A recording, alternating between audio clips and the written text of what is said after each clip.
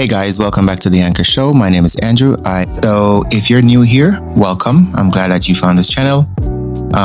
If you're a subscriber, welcome. I appreciate you and your support. So today's topic is going to be the power of therapy and why strong men seek help. This is a very important topic because in our society today, and almost forever, therapy has always seemed to be for weak people, so to speak, right?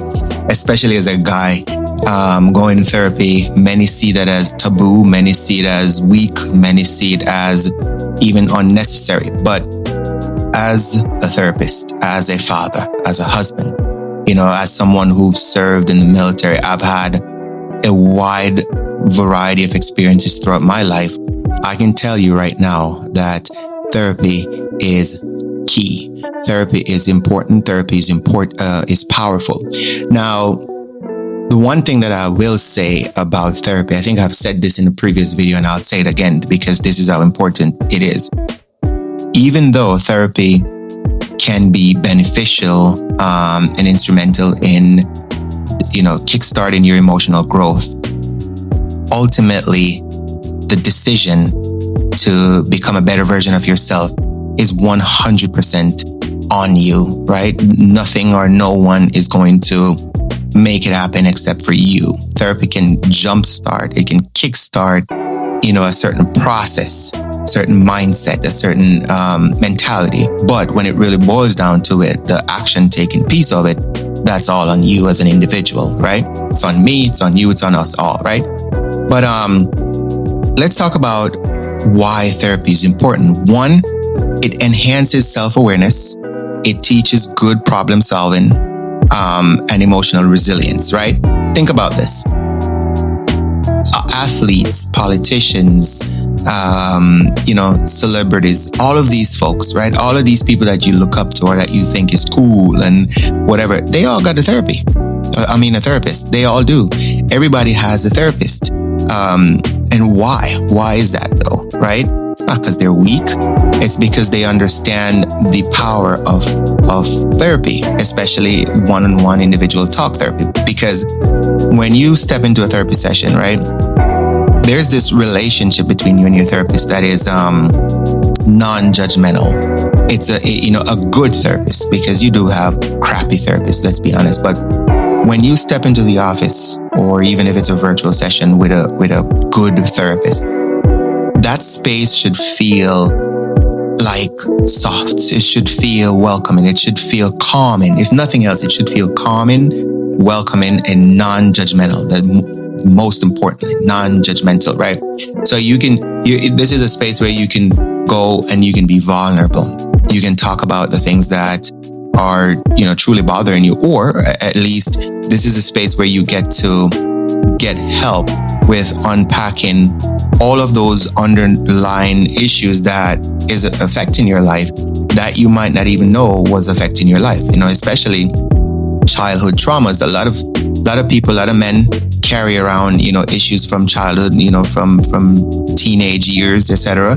And it was never addressed, never got dealt with. And till this day, it negatively impacts their lives. And so when you sit down with a really good therapist, that's what they're there to do, is to help you identify your struggles, your emotional struggles, and help you with unpacking those and just kind of showing you how to eventually deal with them on a day-to-day basis, because a therapist is not going to let your problems go away. That's for sure.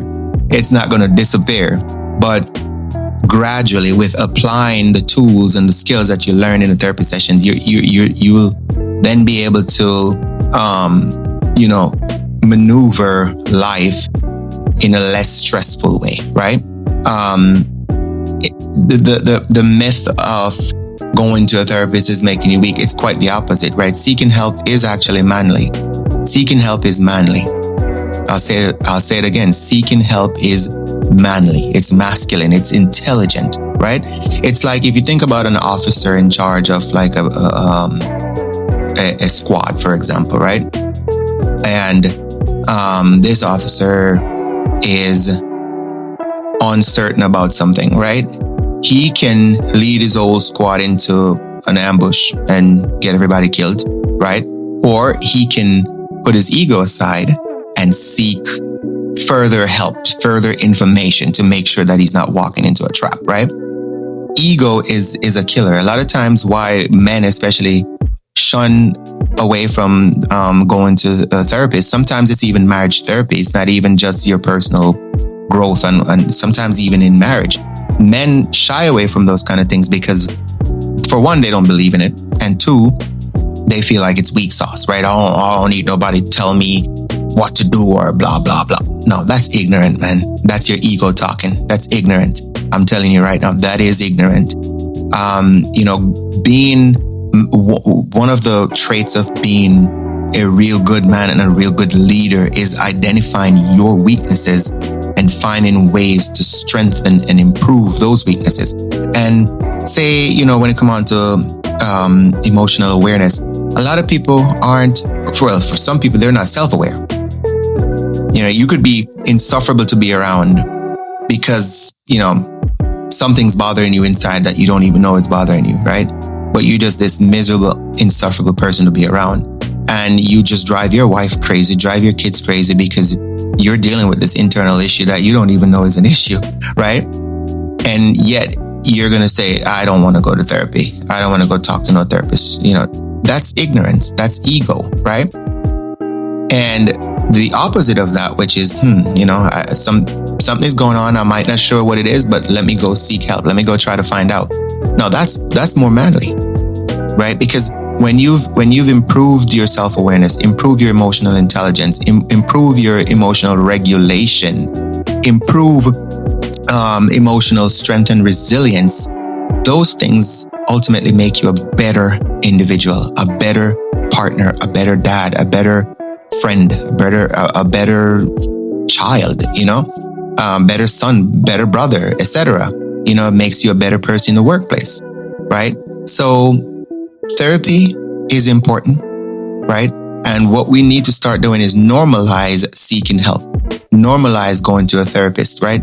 Seeking the help that you need. Now, it can be a crutch, but it should be a temporary crutch. This shouldn't be something that you're relying upon, right? It should just be a temporary crutch.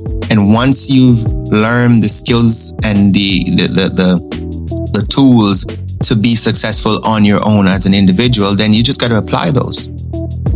Because you don't really need to be going to a therapist forever, right? It should only be like a temporary crutch that gets you up on your feet and get you going in the right direction, right?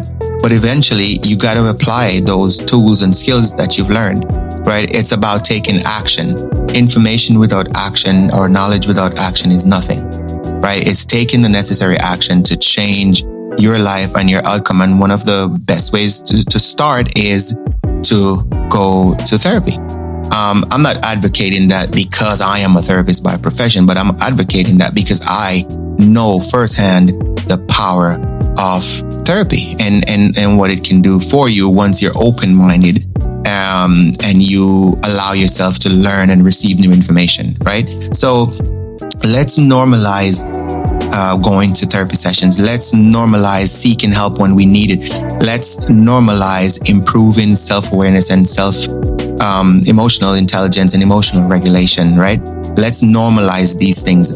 This is just another tool added to your toolbox, right? Another arsenal added, a weapon added to your arsenal so that you can take on the everyday challenges that life will continue to throw at us all, right? That's all there is to that. So let's normalize the culture and the habit of seeking help when we need it and stop carrying around these burdens alone and self-destructing because we don't know how to handle, all the pressures and struggles that life throws at us. All right.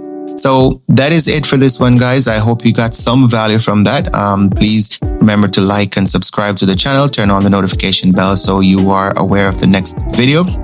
Until the next one, let's continue to grow, evolve, and transform into the best version of ourselves. Peace.